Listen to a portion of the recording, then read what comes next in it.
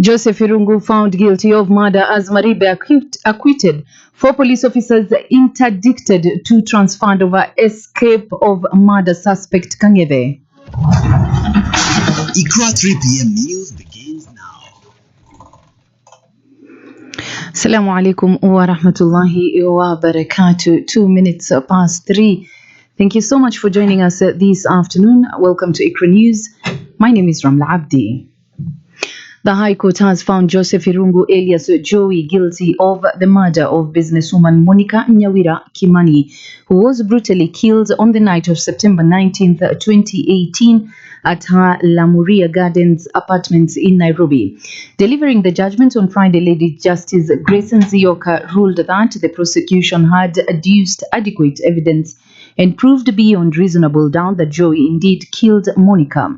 Former TV news anchor Jacque Maribe, who was charged alongside Irungu, was however acquitted of the murder charge, with the judge stating that the count of murder was not the proper charge that the prosecution would have preferred against her.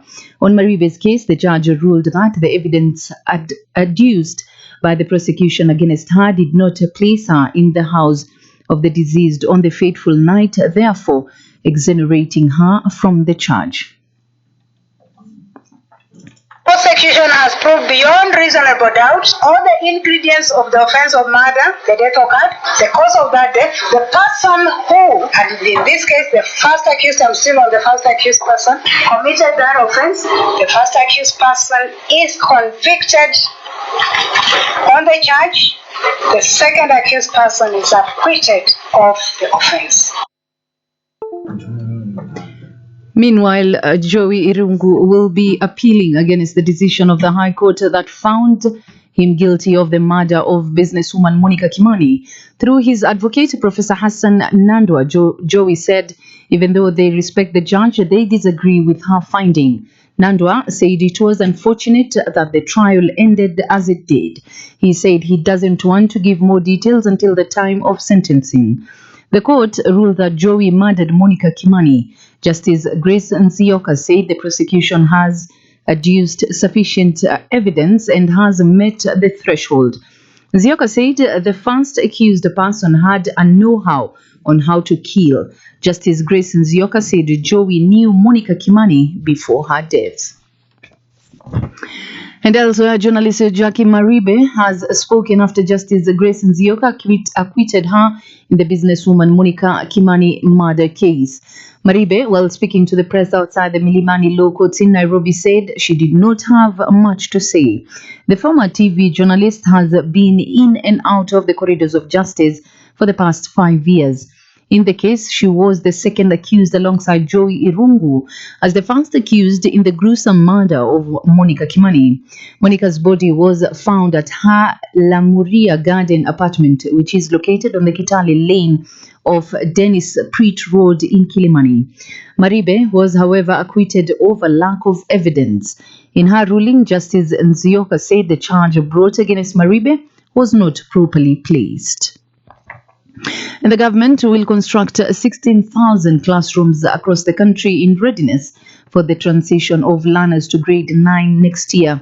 The Principal Secretary for Basic Education, Dr. Belio Kipsang, has said.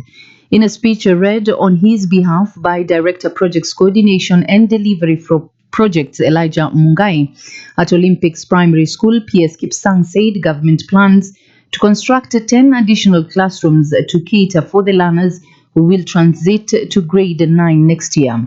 The Vice President for Human Development at the World Bank, Mamta Murthy, who visited the school, praised Kenya for the strong education outcomes of the children's schooling stimulates. Murthy said the schooling system in Kenya was ably imparting in learners the knowledge, skills, attitudes, and values that students ought to acquire. She said Kenya was also doing well in the enrollment rate of children in schools, noting that education was a critical factor in determining the future of the country. In other news is that 4 police officers who were manning the Muthaiga police station when wanted murder suspect Kelvin Kinyanjui Kang'ethe escaped from custody have been interdicted. In a press briefing, Nairobi Police Boss Adamson Bungei highlighted that as part of disciplinary measures within the police force, 2 additional officers overseeing the 4 policemen in question have been reassigned to different duty stations. Bungei additionally revealed that Kang'ethe's lawyer, John Ndegwa Maina, remains in police custody. Maina was detained at Muthaiga police station shortly after Kang'ethe's escape at around 5:30 p.m. on Wednesday, February 7th. The authenticity of his role as Kang'ethe's lawyer was called into question following the incident, but Bungei disclosed the preliminary investigations have validated his identity as the genuine legal representative for the suspect. Maina had reportedly visited Kang'ethe in his capacity as his advocate 4 times before the escape. 7 minutes past 3, we enter the international news. The U.S. has warned Israel that staging a military offensive into Gaza's southern city of Rafah without proper planning would be a disaster. Some 1.5 million Palestinians are surviving in the city bordering Egypt in dire humanitarian conditions. The White House said it would not support major operations without due consideration for the refugees there. The comments come days after Israel's leader said the military had been told to prepare to operate in Rafah. Speaking to reporters and without referring to Rafah, US President Joe Biden said Israel's actions in Gaza had been over the top. Most of the people in Rafah have been displaced by fighting from other parts of Gaza and are living in tents. It is rare for the US, a key ally and military backer of Israel, to talk about any forthcoming stages of the country's military offensive in Gaza, but this was a clear warning.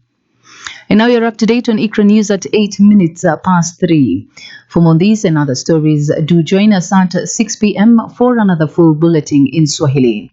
My name is Ramla Abdi. Jum'ah Mubarak.